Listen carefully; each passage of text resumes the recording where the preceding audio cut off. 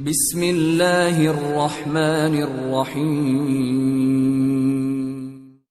اگلے روز حارث، دبیس اور فرسان تینوں کو بابل کے سب سے بڑے بت خانے میں لے جایا گیا۔ جس کمرے میں وہ داخل ہوئے وہاں پہلے سے کچھ پجاری بیٹھے ہوئے تھے۔ یہ بت خانے کا سب سے بڑا کمرہ تھا جس میں بابل کے ان بتوں کو رکھا گیا تھا جن کی بابل کے کلدانی لوگ پوجا پاٹ کرتے تھے۔ کمرے کے سامنے پجاریوں کا ایک گروہ بیٹھا ہوا تھا جن کے درمیان بابل کے اس بت خانے کا بڑا پجاری بھی قدرے اونچی جگہ اپنی نشست سنبھالے ہوئے تھا۔ ان کے دائیں جانب جو بت رکھے ہوئے تھے ان کے درمیان سب سے بڑا بت اور بابلیوں کے دیوتاؤں کا دیوتا مردوک رکھا ہوا تھا۔ مردوک کے دائیں جانب ایا نام کا بت تھا۔ یہ جادو کا بت تھا اور کلدانیوں کے ہاں اسے دیوتاؤں کے دیوتا مردوک کا باپ تصور کیا جاتا تھا۔ اس کے ساتھ چاند دیوتا سن اور آندھیوں کا دیوتا ہم بھی رکھے ہوئے تھے۔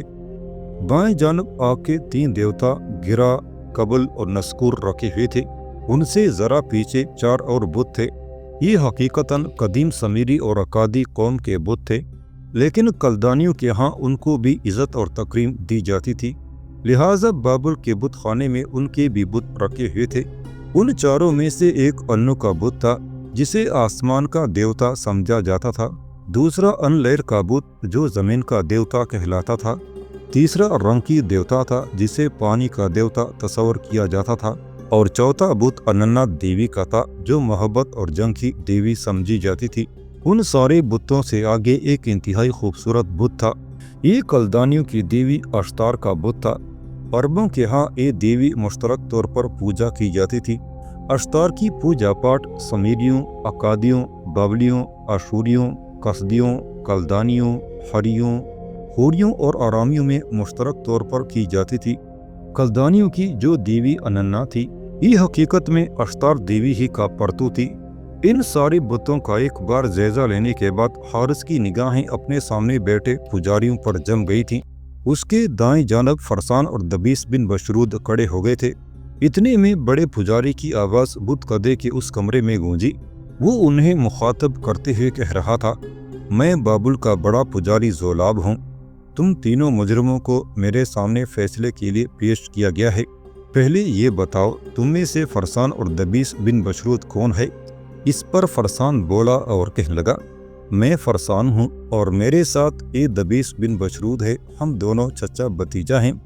بڑے پجاری زولاب نے خفگی بھری نگاہ ان پر ڈالی، پھر کہنے لگا، تم لوگ بابل میں داخل ہوئے، مجھے یہ بھی بتایا گیا ہے کہ تم بابل کے جنوبی دروازے سے داخل ہوئے، دروازے کے سامنے جو ہمارے دیوتاؤں کے دیوتا مردوک کا بت رکھا ہوا تھا، تم دونوں نے اسے تعظیم کیوں نہ دی؟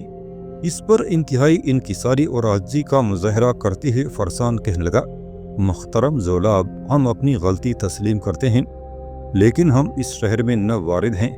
اگر ہمیں پتہ ہوتا کہ شہر میں داخل ہونے والے ہر شخص کو مردوک دیوتا کو تعظیم دینا ہوتی ہے تو ایسا کرنے میں ہم ہرگز روگردانی اور کوتاہی نہ کرتے۔ اجنبی اور نوارد ہونے کی وجہ سے ہم امید رکھتے ہیں کہ آپ ہماری پہلی غلطی کو نظر انداز کرتے ہوئے ہمیں معاف کر دیں گے۔ فرسان کی اس گفتگو سے بڑے پجاری زولاب کے چہرے پر ہلکا سا تبسم نمودار ہوا، پھر اپنا فیصلہ دیتے ہوئے کہنے لگا، تم دونوں چونکہ کہہ چکے ہو کہ اس شہر میں اجنبی ہو، یہاں کے رسم و رواج اور ریتوں سے واقف نہیں ہو، لہٰذا اجنبی ہونے کے ناطے تمہیں معاف کیا جاتا ہے۔ اس شہر میں داخل ہونے کے بعد آئندہ اگر تم نے ایسی ہی غلطی دہرائی تو تمہیں وہ سزا ملے گی جس کا تم اندازہ نہیں کر سکتے۔ اب تم جا سکتے ہو۔ بڑا پجاری زولاب جب خاموش ہوا تو فرسان کہنے لگا، محترم زولاب، اگر آپ برا نہ مانے تو یہ جو ملزم آپ کے سامنے کھڑا ہے اس کے فیصلے کی بھی کارروائی یہاں رک کر دیکھ سکتے ہیں۔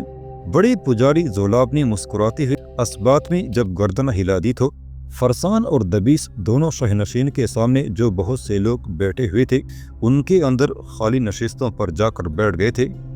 ان کے بیٹھ جانے کے بعد بڑا پجاری زولاب تھوڑی دیر تک بڑے غور سے حارث بن حریم کا جائزہ لیتا رہا، پھر اسے مخاطب کیا، تم پر الزام ہے کہ تم نے ہمارے شہر در یقین میں ہمارے دیوتا مردوک کا بت توڑا، کیا یہ صحیح ہے اور کیا جو الزام تم پر لگایا گیا ہے اسے تم تسلیم کرتے ہو؟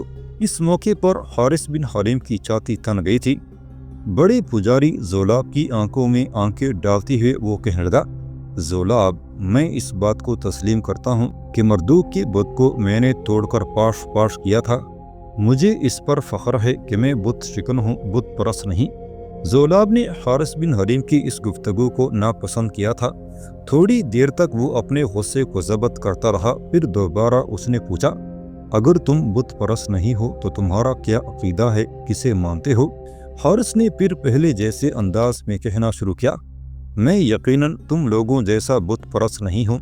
मैं इन सारे बुतों पर लानत भेजता हूँ। मैं उस खुदाए वाहिद का गुलाम हूँ, उसकी बंदगी और इबादत करता हूँ, उसको ही मदद के लिए पुकारता हूँ जो ज़मीन और आसमान का मालिक और खालिक है, और हर शय उसकी मलकियत और विरासत है। जोलाब के चेहरे पर तंजिया सी मुस्कुराहट नमूदार हुई। कहने लगा, हमारा खुदा तो ये मरदूक है, हम इसे देख सकते हैं, ये हमें देखता है, लेकिन तुम कैसे अजीब इंसान हो, एक ऐसी हस्ती पर ईमान रखते हो जिसे न तुमने देखा है न वो तुम्हें जानता है। तुम्हारे अनदेखे खुदा को कौन तस्लीम करेगा? हारिस बिन हरीब के चेहरे पर भी तंजिया मुस्कुराहट नमूदार हुई। कहने लगा, बड़े पुजारी, ये तेरी समझ व फहम, तेरी अक्ल व दानश का धोखा और फरेब है। कायनात के जिस मालिक पर मैं ईमान रखता हूँ उसकी ज़ात हर शय में अयां और जाहिर है। इस बुत को तुम तो देख सकते हो, ये तुम्हें नहीं देख सकता। ये ऐसा बदबख्त है कि अपने जिस्म पर बैठने वाली मक्खी को भी नहीं उड़ा सकता। इस कदर लानत ज़दा है कि कुत्ते बिल्लियाँ अगर इस पर बोल बरास करते रहें तो उन्हें रोक नहीं सकता। बड़े पुजारी, सुन, मेरा मालिक, मेरा खुदा अनदेखा नहीं है। इंसान की बसीरत हो, उसकी अक्ल दानश सही काम करती हो तो उसे कायनात की हर शय में देखा जा सकता है। जोलाब, मेरा खुदा हर जगह दिखाई देता है, मगर देखने वाले के पास देखने वाली निगाह होनी चाहिए। बता, जो बातें मैंने कही हैं उनमें कोई झूठ या किज़ब है? जिस मालिक के मुतालिक मैंने ये बातें कही हैं वही मेरा कादर व कयूम है। उसकी वहदत के चिराग में रोशन करता हूँ। उसकी इताअत में और उसकी इबादत में मैंने कभी लाफ गजाफ नहीं किया। वो मेरा मेहरबान आका और रहनुमा है। मेरे ख्याल में जो अल्फाज मैंने अदा किए हैं उनसे एक अक्ल फहम व फिरासत रखने वाला बखूबी जान सकता है कि मेरा खुदा ही इस कायनात का हकीकी मालिक है। उसके अलावा कोई इबादत के काबिल नहीं। उसके अलावा न किसी के सामने इताअत व बंदगी के लिए सर को खम करना चाहिए। अगर कोई ऐसा करता है तो शिरक है, और शिरक की सज़ा हर सूरत मिलकर रहेगी। जोलाब, मैं तस्लीम कर चुका हूँ कि मैंने तुम्हारे बुत मरदूक को तोड़ा। अब तेरा जी जो चाहे मेरे लिए सज़ा तजवीज़ करे। बड़ा पुजारी जोलाब थोड़ी देर तक अपने दाएं बाएं बैठे दूसरे पुजारियों से सलाह मशवरा करता रहा। फिर अपना फैसला देते हुए कहने लगा, तुमने नाहक मरदूक को तोड़ा। हारिस बिन हरीम ने फौरन उसकी बात काट दी। कहने लगा, मैंने उसे नाहक नहीं तोड़ा। तुमने कभी ये नहीं सोचा, तुम्हें ये नहीं बताया गया कि कुछ लोग हमारे कबीले पर हमला आवर है। हम खाना बदोश हैं। मेरे कबीले के कुछ लोगों को उन्होंने कत्ल किया और फिर भाग गए। जिस बस्ती के करीब ये वाक़या हुआ, हमें कुछ लोगों ने बताया कि उन लोगों का ताल्लुक इसी बस्ती से है। बस्ती के लोगों ने हमें उनके नाम नहीं बताए। शायद वो उनसे डरते थे, खौफजदा थे। चूँकि हमारे कबीले के कुछ लोगों को जान से मारा गया था, उनमें मेरा चचा और उनके अहले खाना भी थे। लिहाजा मेरे कबीले के दूसरे लोगों ने तो सब्र किया, लेकिन मैं सब्र का दामन न थाम सका। मैं उस बस्ती में दाखिल हुआ, तुम्हारे मरदूक को तोड़ा, जिसकी पादाश में लोगों ने मुझे पकड़कर यहाँ बाबुल के जंदान में बंद कर दिया और आज तुम्हारे सामने पेश कर दिया है। बड़े पुजारी, तुमने ये कभी नहीं सोचा क्यों लोगों ने क्यों इतनी जानों को कत्ल किया? तुम्हें एक मरदूक के टूटने और पाश पाश होने का तो बड़ा सदमा और दुख हुआ है, लेकिन जो इंसानी जानें ज़ाया हुई हैं उनका तुम्हें दुख और सदमा नहीं है।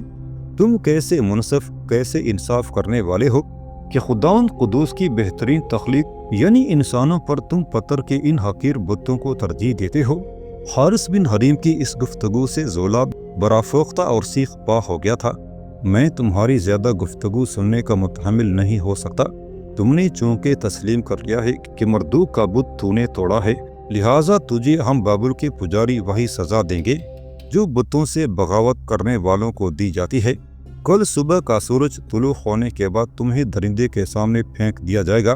وہ جو چاہے تمہارے ساتھ سلوک کرے، مگر ایک بات تم پر واضح کر دی جاتی ہے، اگر تم اس درندے کے ہاتھوں مارے گئے تو اپنی سزا کو پہنچ جاؤ گے، اگر تم اس درندے پر قابو پا گئے تو تمہیں کچھ نہیں کہا جائے گا، چھوڑ دیا جائے گا۔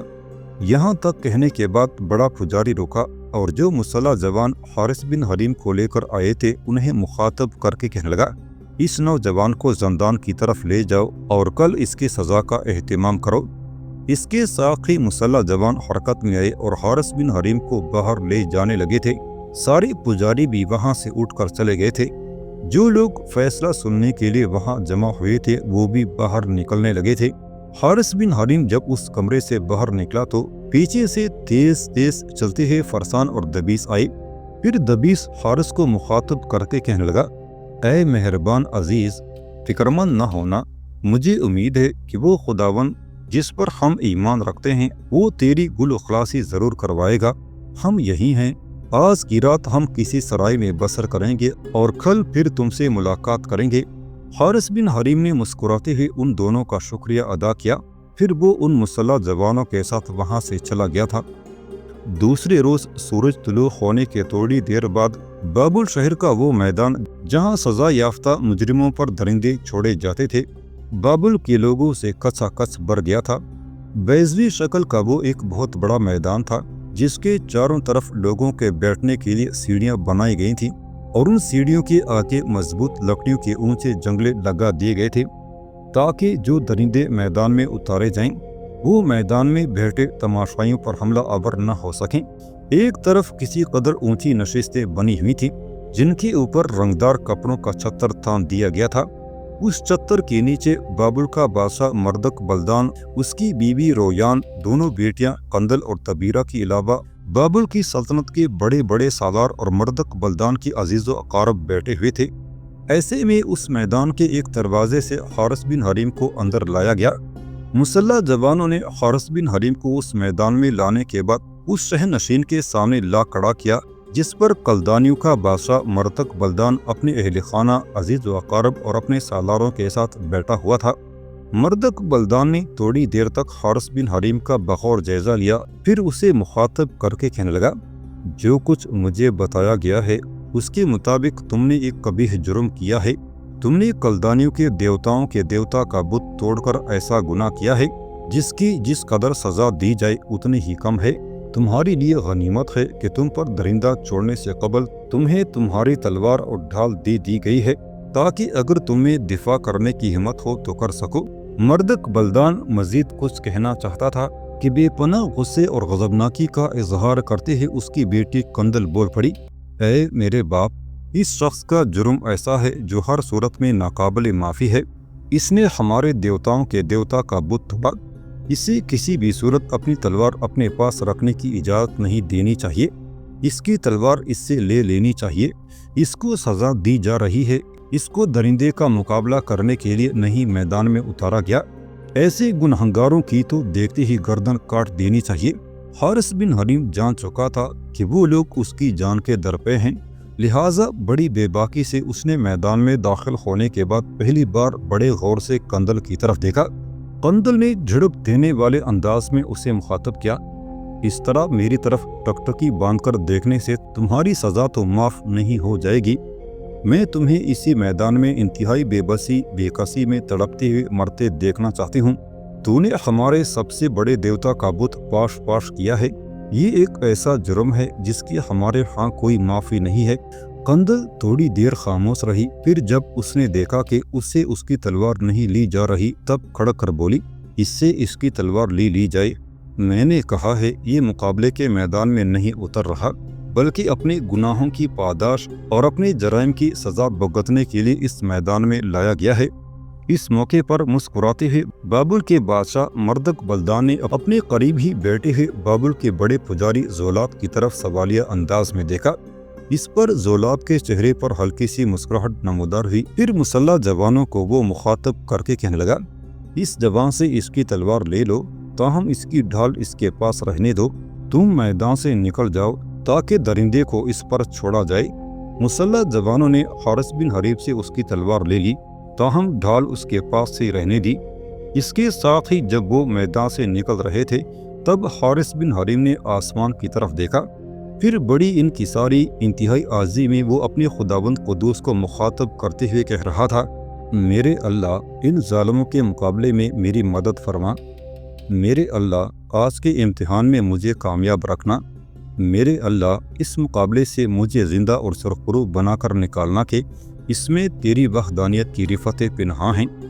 آسمان کی طرف دیکھتے ہوئے حارث بن حریم شاید مزید کچھ کہنا چاہتا تھا کہ چونک پڑا، اس لیے کہ اس موقع پر کلدانیوں کے بادشاہ مردک بلدان کی بیٹی قندل نے طنزیہ انداز میں اسے مخاطب کرتے ہوئے کہا تھا، ابھی تو تم پر شیر کو چھوڑا ہی نہیں گیا، تم تو ابھی سے آسمان کی طرف دیکھتے ہوئے کپ کپانے لگے ہو، ابھی تو تم نے موت کو اپنے سامنے سرگردہ دیکھنا ہے، اس وقت تمہاری کیا حالت ہوگی۔ حارث بن حریم نے قندل کی طرف دیکھا، پھر وہ بھی طنزیہ انداز میں اسے مخاطب کر کے کہنے لگا، خانم میں جس کا عبد ہوں وہ بڑا رحمان ہے، میں تم لوگوں سے اور تمہارے اس خونی کھیل سے ڈرنے والا نہیں ہوں، میرا بھروسہ میرا ایمان اپنے اس اللہ پر ہے جو جب چاہے تعبیروں کے درد کو اجالوں کی کرنوں، برستی آتش کی تپش کو برف کے پانی کی بوندوں میں تبدیل کر دے۔ خانم جو کھیل تم رچانے والی ہو میں اس سے ڈرنے والا نہیں ہوں۔ حارث بن حریم کو کہتے کہتے خاموش ہو جانا پڑا، اس لیے کہ دائیں جانب جو موٹی موٹی اور مضبوط لکڑیوں کے پنجرے بنے ہوئے تھے اس کا دروازہ کھلا اور ایک شیر دھاڑتا ہوا میدان میں اترا اور حارث بن حریم کی طرف بڑھا تھا۔ حارث بن حریم بھی چوکس ہو گیا تھا، اپنی ڈھال کو اس نے اپنے سامنے کر لیا تھا، جلدی جلدی اس نے اپنے بازو پر بندھی ہوئے جوشن درست کیے، دائیں ہاتھ کی مٹھی اس نے سختی سے بند کر لی، شاید اس سے وہ شیر پر ضرب لگانا چاہتا تھا۔ قریب آ کر جو ہی حارث بن حریم پر حملہ آور ہونے کے لیے شیر نے جس لگائی، عین اسی لمحے حارث بن حریم نے بائیں ہاتھ سے اپنی ڈھال لہرائی اور شیر جب اس کے قریب آیا تو پوری طاقت اور پورے زور کے ساتھ اس نے خداوند قدوس کی کبریائی کا نعرہ مارا، تاکہ انتہائی قوت کے ساتھ اس نے ڈھال شیر کے منہ پر دے ماری تھی۔ شیر حارث بن حریم کے بجائے زمین پر گرا تھا، اس لیے کہ حارث بن حریم کی ڈھال کی ضرب کافی زوردار تھی۔ جو ہی شیر زمین پر گرا حارث اس کی طرف بڑھا، وہ جانتا تھا کہ اگر شیر پر ضرب لگانے میں اس نے تھوڑی سی بھی تاخیر کی تو وہ اسے چیر پھاڑ کے رکھ دے گا، لہٰذا شیر جو ہی زمین پر گرا وہ برق کے کوندے کی طرح آگے بڑھا اور اپنی ڈھال اور اپنے دائیں ہاتھ کی آہنی ضربوں سے اس نے شیر کا سر ہلا کے رکھ دیا تھا۔ شیر اٹھا، سر کو اس نے جھنجھوڑا، حارث بن حریم پھر آگے بڑھا، شیر اس پر حملہ آور ہونے کے لیے جس لگانا ہی چاہتا تھا کہ حارث نے پھر زوردار انداز میں 2 بار اس کے منہ پر اپنی ڈھال کی ضربیں لگا دی تھیں۔ باہر بیٹھے ہوئے لوگ عجیب سی انداز میں حارث بن حریم کی طرف دیکھ رہے تھے، وہ تو یہ اندازہ لگائے ہوئے تھے کہ اپنی پہلی جس میں شیر اسے چیر پاڑ کے رکھ دے گا، لیکن یہاں معاملہ الٹ دکھائی دے رہا تھا۔ خوفناک وار کرتے ہوئے حارث بن حریم نے شیر کو ہلا کر رکھ دیا تھا۔ بابل کا بادشاہ مردک بلدان اور بڑا پجاری حیرت سے حارث بن حریم کی طرف دیکھ رہے تھے، جبکہ قندل کافی حد تک پریشان تھی کہ شیر اس پر قابو نہیں پا رہا۔ سر پر آہنی اور بھاری ضربیں پڑنے سے شیر پھر بوکھلا گیا تھا، اس کی بوکھلاہٹ سے حارث بن حریم نے پورا فائدہ اٹھایا، پھر اس پر دیوانگی اور جنون طاری ہو گیا تھا۔ بائیں ہاتھ کے بجائے اس نے اپنی ڈال اب اپنے دائیں ہاتھ میں لے لی تھی، شیر کی طرف بڑھا، اتنی دیر تک شیر نے ایک جس اس پر لگائی۔ حارث بن حریم نے فوراً اپنا بایاں بازو شیر کے منہ میں ڈال دیا، اس کے بازو پر چونکہ لوہے کا جوشن چڑھا ہوا تھا، لہٰذا شیر اسے نقصان نہیں پہنچا سکتا تھا۔ جو ہی اس نے بازو شیر کے منہ میں ڈالا، اس کے ساتھ ہی دائیں ہاتھ سے اس نے لگاتار برستی بارش کی طرح اپنی ڈھال برسانی شروع کر دی تھی۔ بھاری ڈھال کی ان ضربوں سے شیر کا سر پلپلے تربوز کی طرح ہو گیا تھا، حارث کے بازو پر اس کی گرفت بھی ڈھیلی پڑ گئی تھی۔ پھر اپنی ڈھال سے شیر کو اس نے ایک زوردار دھکا دیا، شیر زمین پر گرا، حارث آگے بڑھا، شیر کے اگلے دونوں بازوں کے سامنے اس نے اپنی ڈھال رکھ دی اور اپنا پاؤں شیر کی گردن پر اس طرح رکھا کہ شیر کا سانس اس نے بند کر دیا۔ تھوڑی دیر تک تڑپ تڑپ کر شیر موت سے ہمکنار ہو گیا تھا۔ شیر کا خاتمہ کرنے کے بعد حارث بن حریم نے سکھ کا ایک لمبا سانس لیا، اپنی ڈھال اس نے ایک طرف رکھ دی، شیر کو اپنے دونوں ہاتھوں پر اٹھا کر اس نے طاقت اور قوت کے ساتھ ایک طرف پھینک دیا تھا۔ اس کے بعد پھر اس نے آسمان کی طرف دیکھتے ہی خداوند قدوس کی تکبیر بلند کی، گویا ایسا کر کے اس نے اپنی فتح، اپنی کامیابی کا نعرہ بلند کیا تھا۔ عین اسی لمحہ حارث بن حریم کے کانوں میں قندل کی چیختی ہوئی آواز پڑی۔ وہ بڑے پجاری کو مخاطب کرتے ہوئے کہہ رہی تھی، مادہ شیر کو بھی اس پر چھوڑ دینا چاہیے، ابھی اس کی سزا کی تکمیل نہیں ہوئی۔ قندل کے ان الفاظ نے حارث بن حریم کے جسم میں آگ بھر دی تھی۔ ایک دم وہ جھکا، زمین پر پڑی ہوئی اپنی ڈھال اس نے سنبھالی، بھاگتا ہوا دائیں جانب گیا۔ لکڑی کا پنجرا اس نے کھولا، اندر مادہ شیر اسے دیکھتے ہی غرائی تھی۔ شیر کا خاتمہ کرنے کے بعد حارث بن حریم کے ولولے جوان تھے۔ اس نے آؤ دیکھا نہ تاؤ اپنا بایاں ہاتھ فوراً مادہ شیر کے منہ میں ڈال دیا اور دائیں ہاتھ سے اس نے دھنا دھن اس پر ڈالیں برسانی شروع کر دی تھی۔ تھوڑی دیر کی جدوجہد کے بعد شیر ہی کی طرح مادہ شیر کو بھی بے سود کر کے حارث بن حریم نے دم کشی کے ذریعے اس پر بھی موت وارد کر دی تھی۔ پھر اس نے پنجرے کا دروازہ کھلا ہی رہنے دیا، میدان میں آیا، اس رہنشین کے سامنے آن کھڑا ہوا جس پر مردک بلدان بیٹھا ہوا تھا۔ پھر اسے مخاطب کر کے کہنے لگا، اے بابل کے عظیم بادشاہ، اب میرے لیے کیا حکم ہے؟ جو سزا آپ کے بڑے پجاری نے میرے لیے تجویز کی تھی وہ تو میں بھگت چکا ہوں، اب کیا مجھے یہاں سے جانے کی اجازت ہے؟ اگر ہے تو میری تلوار مجھے لوٹا دی جائے۔ حارث بن حریم کے ان الفاظ کے جواب میں مردک بلدان نے کچھ مسلح جوانوں کو اشارہ کیا۔ وہ میدان میں داخل ہوئے اور بڑے باعزت طریقے سے انہوں نے چمڑے کی وہ پیٹی جس میں حارث کی تلوار اور خنجر تھے وہ اس کے حوالے کر دی۔ پیٹی حارث بن حریم نے اپنی کمر پر باندھی۔ دوبارہ اس نے مردک بلدان کو مخاطب کیا، آپ نے میری استدعا کا کوئی جواب نہیں دیا، اب میرے متعلق آپ کا کیا فیصلہ ہے؟ مردک بلدان سنجیدہ ہو گیا، کچھ سوچا، پھر بھاری برکم آواز میں کہنے لگا، تم یقیناً اپنی سزا بھگت چکے ہو، اب تمہیں مزید کسی کرب، کسی امتحان میں نہیں ڈالا جائے گا، تم آزاد ہو، لیکن میں تمہیں ایک پیشکش کرتا ہوں۔ حارث بن حریم کی آنکھوں میں چمک پیدا ہوئی، کیسی پیشکش؟ اس موقع پر قندل بھی بڑے غور سے اپنے باپ مردک بلدان کی طرف دیکھ رہی تھی۔ مردک بلدان نے پھر حارث بن حریم کو مخاطب کیا، تم ایک بہادر، طاقتور، دلیر، بے باک نوجوان ہو، ایسے نوجوان کو ضائع کرنا حماقت اور بے وقوفی ہے۔ میں تمہیں اپنی لشکری میں شامل ہونے کی دعوت دیتا ہوں۔ تمہاری حیثیت عام لشکری کسی نہیں ہوگی بلکہ ایک اچھے سالار کسی ہوگی۔ میں تمہاری طاقت، قوت، جرأت مندی سے فائدہ اٹھانا چاہتا ہوں۔ مجھے امید ہے جس طرح تم بہادر اور طاقتور ہو اسی طرح تم عمدہ تیغزن بھی ہوگے۔ کہو میری اس پیشکش کا تم کیا جواب دیتے ہو؟ حارث بن حریم کے چہرے پر طنزیہ مسکراہٹ نمودار ہوئی، کہنے لگا، بابل کے عظیم بادشاہ، میں اس پیشکش کو قبول نہیں کرتا۔ میرا تعلق ایک خانہ بدوش گروہ سے ہے، میں اپنے قبیلے میں واپس جانا پسند کروں گا۔ اے بادشاہ، آپ کے شہر میں میری حیثیت ایک مجرم کی سی ہے، اس میدان میں آپ کے شہر کے بے شمار لوگ جمع ہیں، ایک مجرم اور گناہ گار کی حیثیت سے مجھے اس میدان میں رکھا گیا اور مجھ پر درندے چھوڑے گئے۔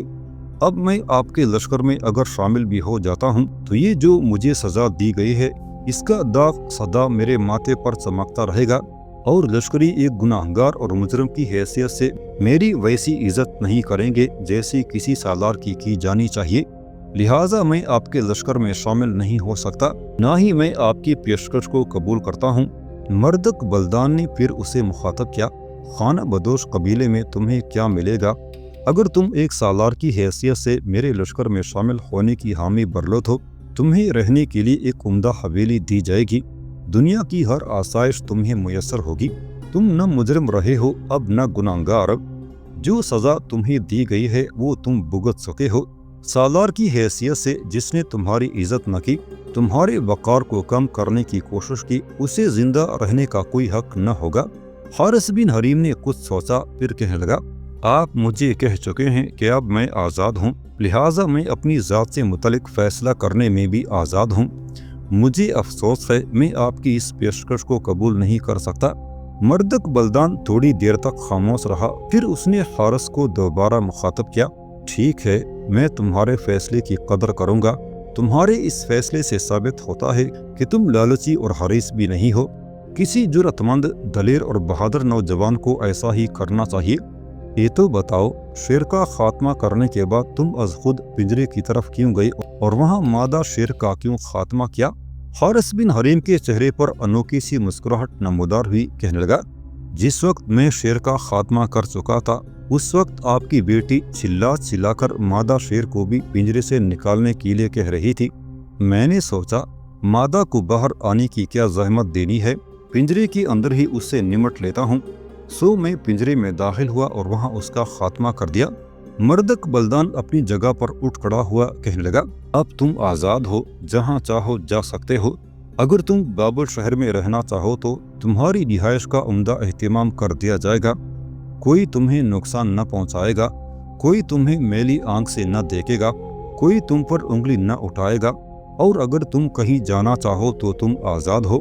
اس پر خوشی کا اظہار کرتے ہوئے حارث بن حریم کہنے لگا، میں آپ کا شکریہ ادا کرتا ہوں، میں یہاں قیام نہیں کروں گا، آج ہی یہاں سے شمال کی طرف کوچ کر جاؤں گا، میرا قبیلہ بھی ادھر جا چکا ہوگا۔ اس پر مردک بلدان وہاں سے ہٹ گیا تھا، اس کی بیوی رویان اور بڑی بیٹی تبیرہ بھی اس کے ساتھ ہو لی تھی۔ تاہم اپنی ماں سے تھوڑی سی گفتگو کرنے کے بعد چھوٹی اور خوبصورت و حسین بیٹی قندل بڑے پجاری زولاب کے پاس آئی اور اس کے کان میں سرگوشی کرتے ہوئے کہنے لگی، حیرت کی بات ہے کہ یہ شخص شیر پر قابو پا گیا ہے اور مادہ شیر کا بھی اس نے پنجرے میں خاتمہ کر دیا ہے۔ جب سے میں نے ہوش سنبھالا ہے کسی مجرم کو میں نے ایسا طاقتور دلیر نہیں دیکھا جو شیر پر قابو پا گیا ہو، ورنہ جس مجرم کو بھی اس میدان میں لایا گیا درندوں نے اسے چیر پاڑ کے رکھ دیا، اب اسے آزاد کر دیا گیا ہے۔ یہ ہمارے دیوتا مردو کا گناہگار اور مجرم ہے، اسے بچ کر اپنی منزل کی طرف نہیں جانا چاہیے۔ جو ہی یہ شہر سے نکلے اس کے پیچھے کچھ مسلح جوان لگا دو، یہ تھکا ہارا ہے، اگر تم 2-3 آدمی بھی جو اچھے تیزان ہوں اس کے پیچھے لگاؤ گے تو وہ اس کا خاتمہ کر دیں گے۔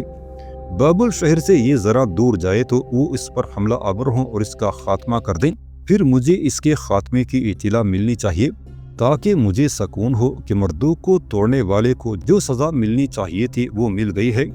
آج اگر اس جوان کو سزا نہ دی گئی اور یہ باعزت بچ کر یہاں سے چلا گیا تو پھر عام لوگوں کی نگاہوں میں ہمارے دیوتاؤں کے دیوتا مردو کی کیا قدر کیا وقت رہ جائے گی۔ جو آدمی آپ اس کے تعاقب میں لگائیں وہ ایسے ہوں جنہوں نے آج اس میدان میں اسے دیکھ لیا ہو، تاکہ جب بابل سے شمال کی طرف جاتے ہوئے وہ اس پر وارد ہوں تو اسے پہچان سکیں۔